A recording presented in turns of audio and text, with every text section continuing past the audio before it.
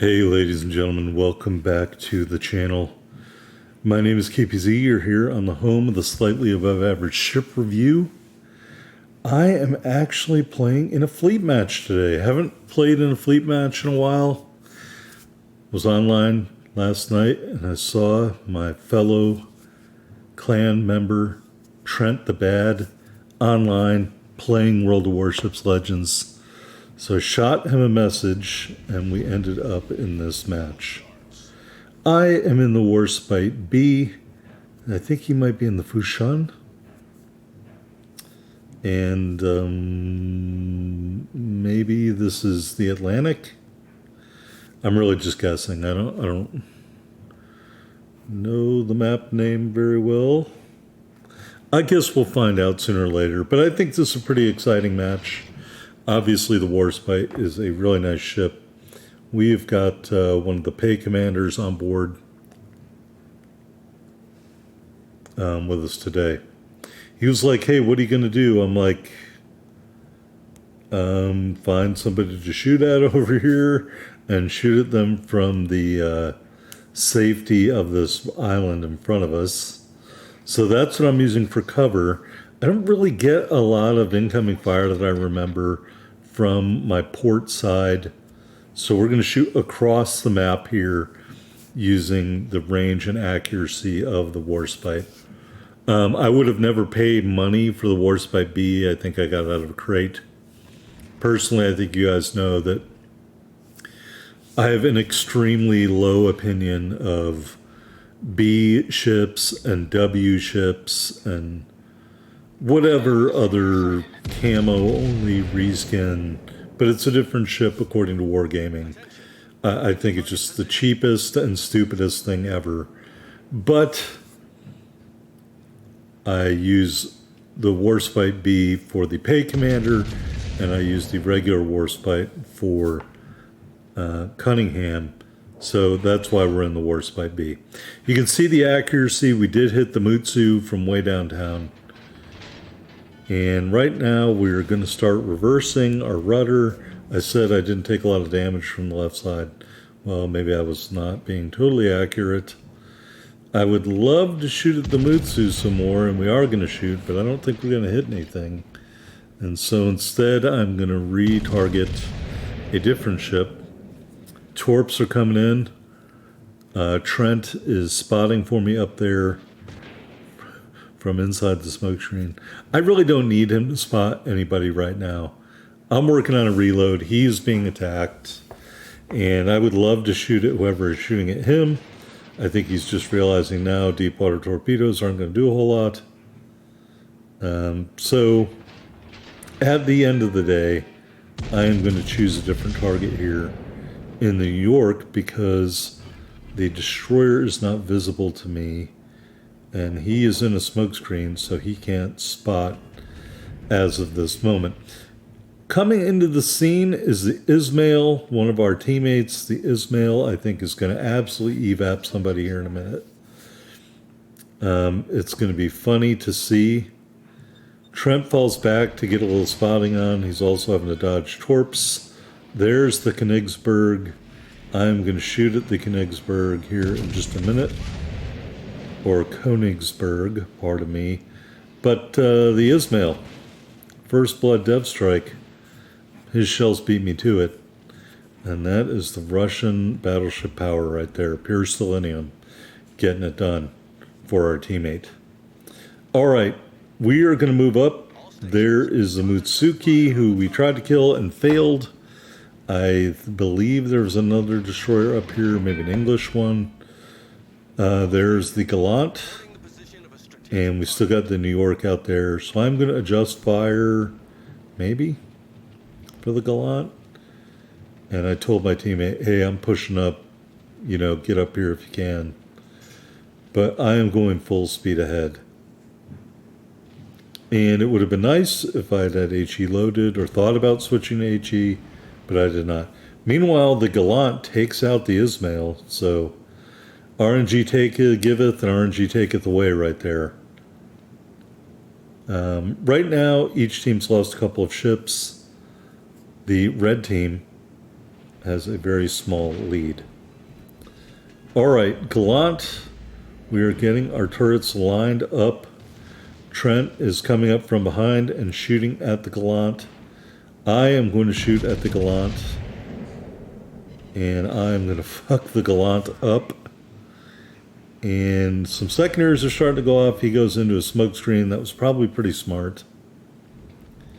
And initially I was trying to stop. Instead, I'm going to shoot again at to where I think he is. We catch one torpedo, two torpedoes. And I want to say with this build, I think I have 5 heals starting off, so you need those. Gallant back up. We're going to aim and fire again into the water and dodge his torps, and our shells miss, apparently. And I'm very aware there's another destroyer out here somewhere, because he's spotting us, and I can't spot him. The Gallant. Not the Gallant. Is it the Gallant? Mutsuki. All right, more torps coming in. We managed to dodge. There is Mutsuki, as the red team continues to kill my teammates. Trent leaves the Mutsuki on just a little bit, and I'm going to finish him off with my secondaries for our first kill. If you said, will the first kill be a secondary kill, I never would have believed you. All right. I did get the kill. Yeah, how nice. Gallant. We are going to aim and fire at the Gallant and probably miss. And Trent gets absolutely crushed by the New York. And he's going to keep shooting the Gallant. I think he's going to get this kill here in a minute as he goes into another smoke screen. I think I am spotting the Gallant, so he gets it right on the edge and takes him out. And that allows me to save my shot and aim at the New York. Now Trent gets taken out by the New York, but I am going to get to start whittling away at the New York here. All right, resetting the teams. The red team is up by 61 points. They have 4 ships remaining. The blue team has just 3 ships remaining, including yours truly. And we have 2 bases capped out, and we're capping a 3rd base. And I just got hit and had to get reset. However, we did about 15k damage to the New York in return. All right, and I think something that threw me off a little bit when I'm looking at the map, I didn't really notice that all of their ships were down in the lower right-hand corner. I was like, oh, well, I don't even know where their ships are. So we're going to continue trying to kill the New York. And we're going to make a little bit of a blunder coming up here, and we will discuss it in a minute. The New York Xbox is trying to get me to play World of Tanks again. That's not happening, Xbox. They were like, hey, you get a week of free premium and 5,000 gold and blah, blah, blah, and all this other shit. And I'm like, yeah, no. All right, New York tries to give me the full broadside. Obviously, that wasn't as great as I was hoping, but it was pretty good. We're up to 48k. He's been shooting HE at me the whole time, which I don't think was a good thing because we were giving him a lot of broadside. So here I'm going to start to make a mistake by leaving the cap. Now, I did that hoping I could access his broadside, but I should have just stayed in the cap. And we're going to see why here in a minute, because it was kind of dumb on my part, and I will totally admit that to you right now.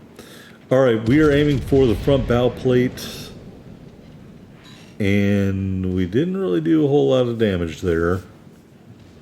I really needed to just aim for the broadside, and I did not do that. I was trying to get smart, but I keep forgetting some of these dreadnought ships could have an armor belt up front. So I move into the superstructure. There we disable a turret. I'm going to go back up towards the turrets here and shoot again. And I'm only doing this because he was shooting HE. So I have the belief that he is shooting HE. He's not shooting armor piercing. And so I'm not terribly worried about a full penetration of armor of HE to my ship. All right, through the side plating of the bow again, there is our second kill. Now I should have turned around and gone back into Bravo, but I am not smart. I took a look at the lead and I said, we are down by one ship. So essentially, they're capping one of the bases. I've got to go kill the enemy. Whether that was actually true or not is probably false. If I had gone back into Bravo and capped out Bravo, we would have won this game on points. So it was a little bit of a, I'm playing in a division and I'm like, I got to kill these enemy ships. And I think if I had been playing solo, I might not have done that. And I know you're saying, but your teammate is already dead. But we're talking about strategy and stuff like that. And he was like, oh, why aren't you going back into Bravo? And I'm like, oh, because I got to kill these guys. See, I'm already thinking, because of the ships remaining and that they're capping, that I have to kill them. When in reality, if I had just flipped Bravo back to the blue team, I could have sailed out the rest of this match and not had to fire another shot, and we would have won. So instead, you get a much more exciting version where I disregard Bravo. And remember, this is not a fast warship. Right now we're going 20 knots because I just turned the boat. We are now going 1 versus 3.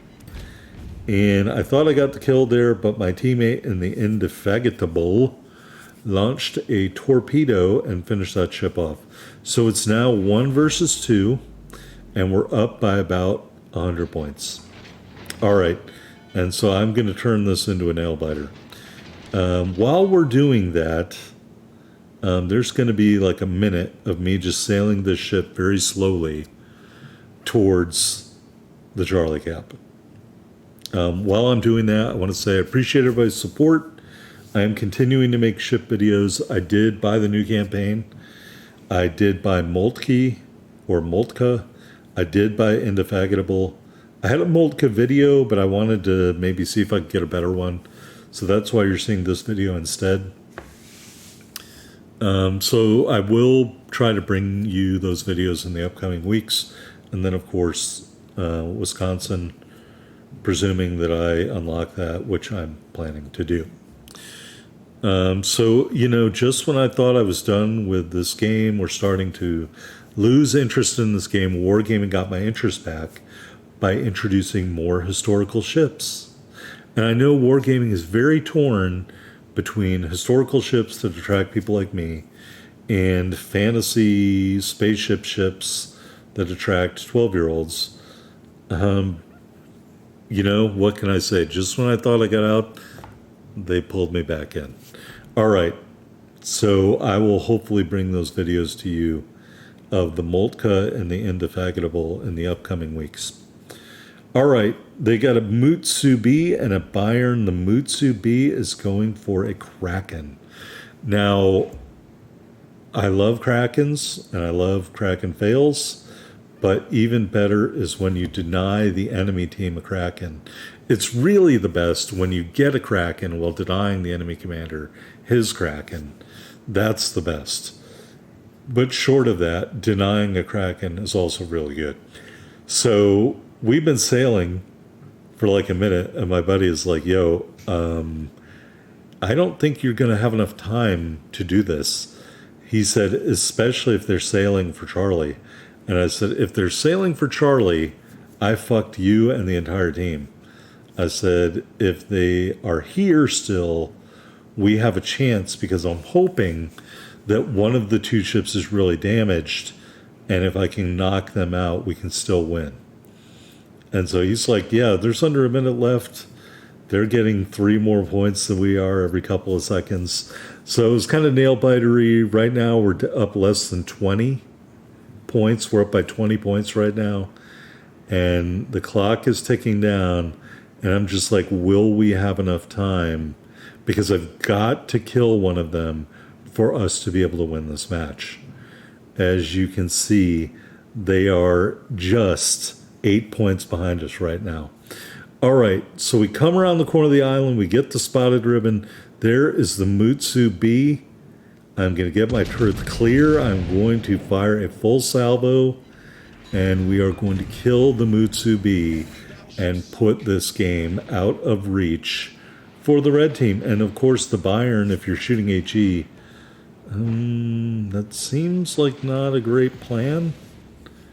I don't know. Maybe it's just me. All right, ladies and gentlemen, that is the end of the battle. Here we are on the victory screen. Fireproof medal, dreadnought medal, close quarters expert medal, 85k damage in the Warspite B with Azer Lane Nelson. 3 medals, 3 big kills, top of the board. Like, comment, subscribe, and have a safe holiday.